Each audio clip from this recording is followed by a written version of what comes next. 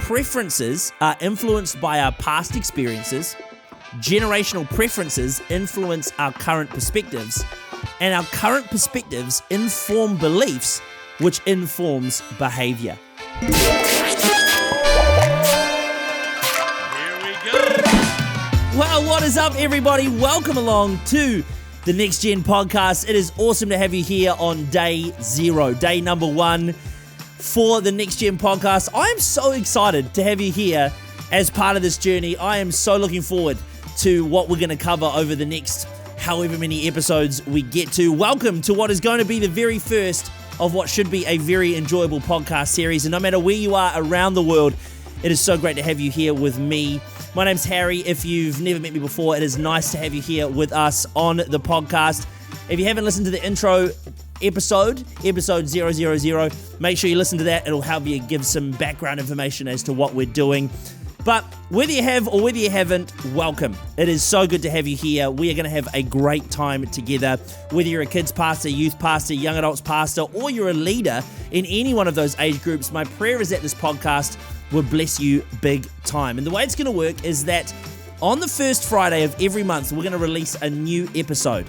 It's going to cover topics that are going to hopefully bless and benefit you as a leader of the next generation, with hopefully in the future some interviews, some chats, and every now and again, Annaliese, my better half, is going to be joining me here on the podcast as well. But we're going to have a great time. It's going to be so good, and I'm so glad that you are here with me, and hopefully we can learn together off of each other and grow.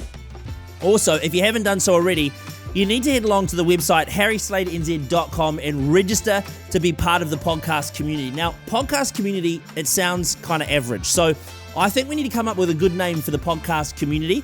I was thinking the Podsters, which, when I said it out loud, I don't know if that's cool. I don't know if that's good, so I need your help. Register online, harrysladenz.com for free. Register, and that's going to be the way that you're going to get access to the ability to ask questions and interact with the show, but also register in the draw for the free giveaway that's going to happen at the start of every episode moving forward. We don't have one for today because nobody's registered, but for the next month, we're going to have a giveaway. If you want to be in to win, you got to make sure you register online, harrysladenz.com.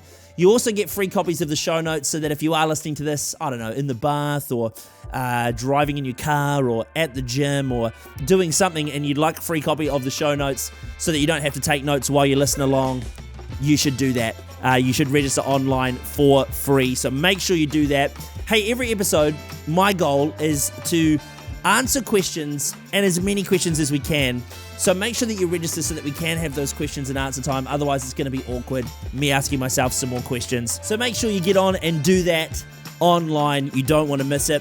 Hey, also, if you're on YouTube, make sure you give this a like, this episode.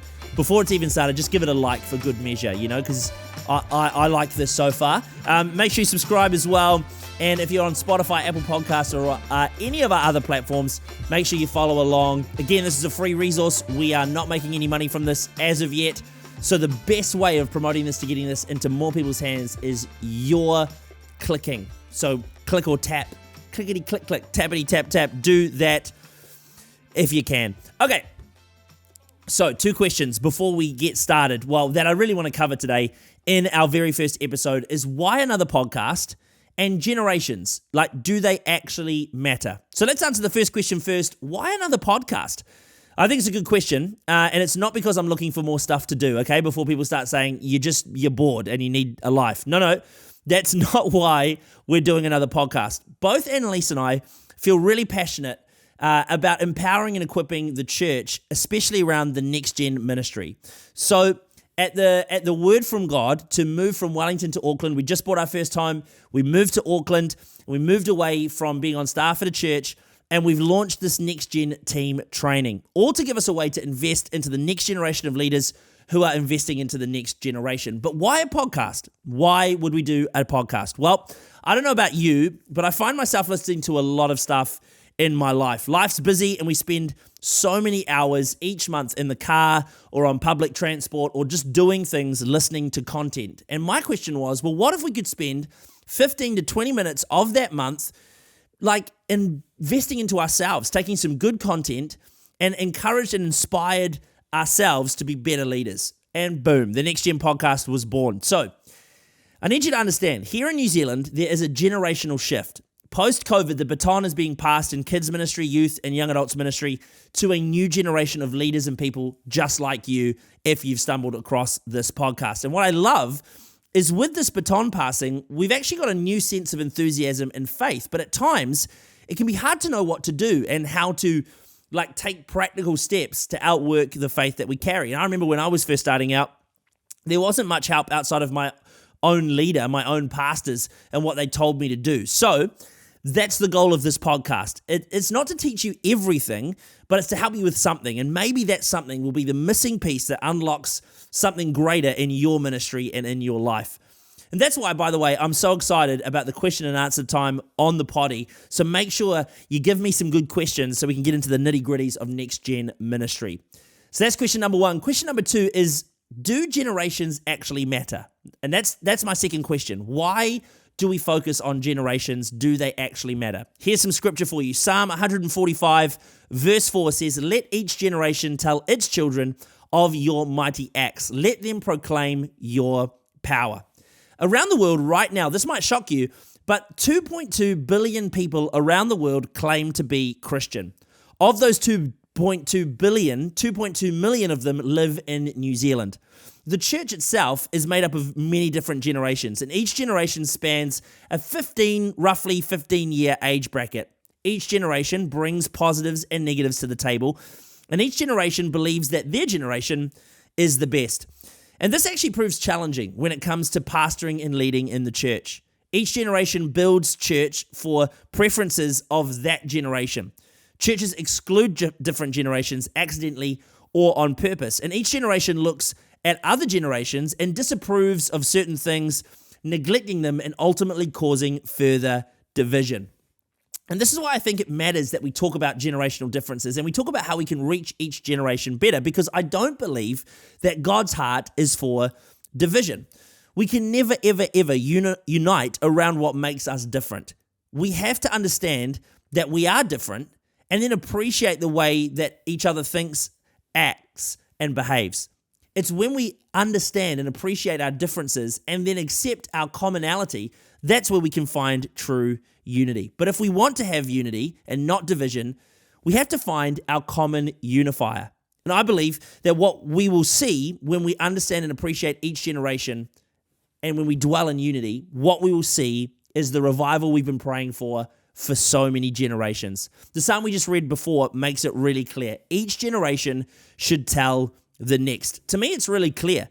The generations are different and that each generation needs to tell the next generation of who God is.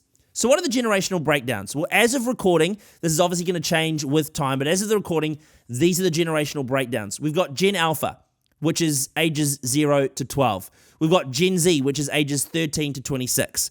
We've got Gen Y, which is ages 27 to 42. And Gen X, which is ages 43 to 58. And then we've got the boomers on top of that. Now, like I've said already, each generation thinks that theirs is the best. You probably were waiting for your age, and then you're like, yeah, we're the fleeping best. We're the fleeping best, man. Now, these are some fun facts about each generation. You might not know this about each generation. You can play this at home. It can be a quiz. I'll give you a few seconds to think about it, to think about the answer on each question. What was the iconic car for each generation? Ding, ding, ding, ding, ding, ding, ding, ding. That's your time. The iconic car for each generation, Gen Alpha is autonomous vehicles. Gen Z is Tesla, like a Tesla Model S 2012. Gen Y is a Toyota Prius from 1997. And Gen X is the Holden Commodore from 1978. There you go. What about the iconic toy from each generation?